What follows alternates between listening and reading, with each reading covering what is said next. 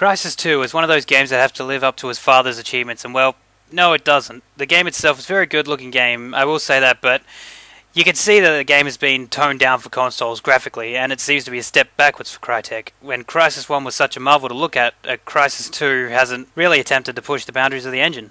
There really is a lot of detail in this game, I will give it that.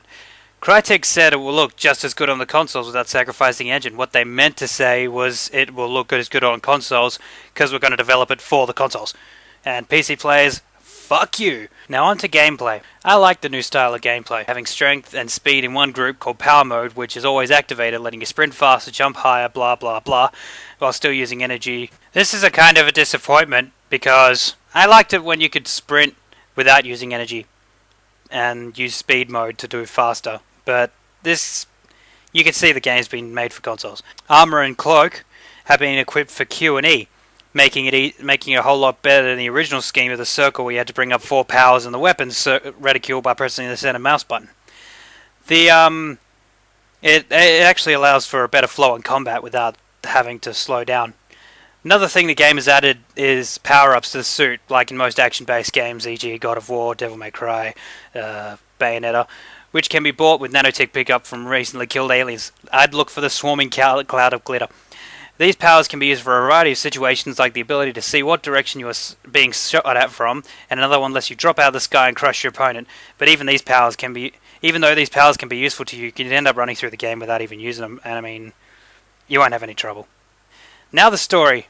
For me, the story was lacking. Your character in this game is a Marine named Alcatraz, who Navy SEAL Squad is attacked by the alien race known as the Geth.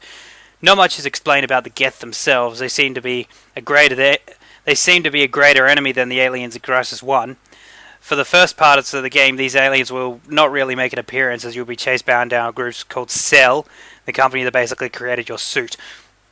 About one through the game, the game changes from soldiers to Geth, but in all honesty, the Geth are basically soldiers with a repaint. They aren't much different. You could easily kill them both ways. But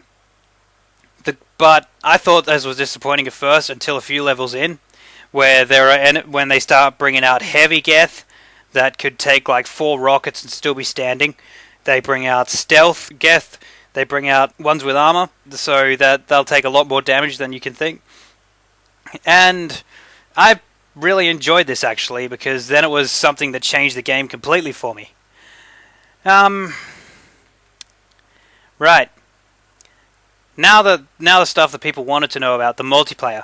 Multiplayer itself is quite solid, having the powers added with cloaking and armor. This is a good multiplayer, and I hope it lasts. The standard game modes are in there: Deathmatch, Team Deathmatch, King of the Hill, Capture the Flag. There is one fact, though, that you have to realize. Kill streaks plus experience points plus level equals Call of Duty clone. This game is a repainted Call of Duty clone.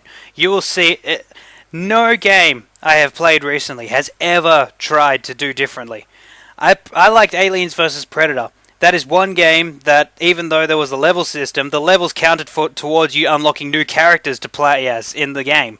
While this one is just maybe new weapons and stuff. I mean, I prefer a game where all the guns are unlocked at the start. All the guns are scattered on the map, so you have to pick them up to get the advantage. Why can't we go back to the old deathmatch style? That's my question. Oh, another thing. This game's multiplayer is broken. The matchmaking system is awful. You will not. I've tried to get into a match 15 to 20 times, and every match has ended up glitching out so that the game won't even start. So you'll end up just staying in the lobby for like 5 minutes. Everybody will end up quitting. It's a really bad issue, and Crytek better fix this, otherwise they're going to end up having a lot of raging on their hands. I think on a recent update they may have fixed it, but seeing that they haven't, it's not going to be worth watching. It's not going to be worth seeing.